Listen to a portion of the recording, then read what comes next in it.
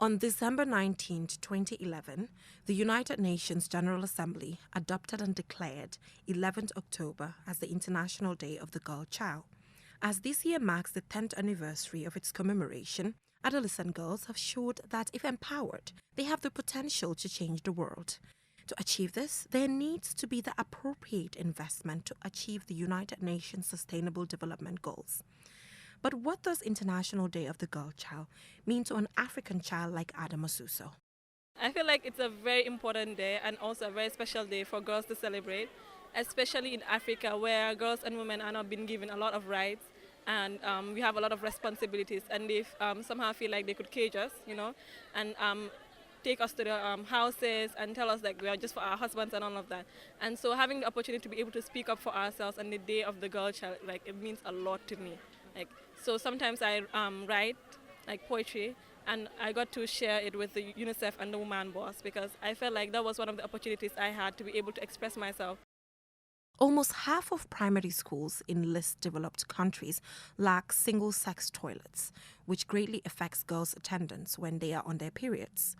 More than 2/3 of schools are without electricity, and girls are primarily victims of sexual exploitation and constitute 72% of detected victims. The theme for this year's commemoration is Our Time, Our Right, Our Future. This is what John Saba Fatima Tarawale thinks about this year's theme. We have to get up now, we have to speak now, we have to fight for our rights now, because we've seen generations come and go, and nothing has been done about our challenges. Now we have to wake up and speak up for generations to come. One can determine a government's commitment through services and benefits allocated to the rights of the girl child.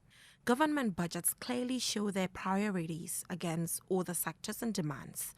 Adama Suso, a student, demands more grassroots initiatives to empower the girl child. I feel like we should have empowerment programs like the Woman Boss, UNICEF, Girls Talk and all of that come around to schools and talk to us about women, girls, what we should know, our rights and the Constitution, what is in it for us, like when we speak up, something like that. But if we always keep quiet and we don't have any empowerment issues, then obviously we will not be able to speak up. In 2019, the Gambia government created the Ministry of Gender, Children and Social Welfare, mandated to develop and implement programs for girls in collaboration with other sectors.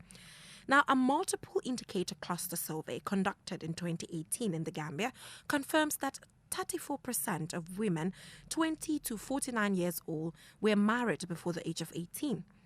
25% of girls in the country are involved in child labor, with a higher proportion in rural areas. 51% of girls between the ages 0 and 14 have experienced female genital mutilation. This places a higher burden on the ministry and other sectors to change the narrative.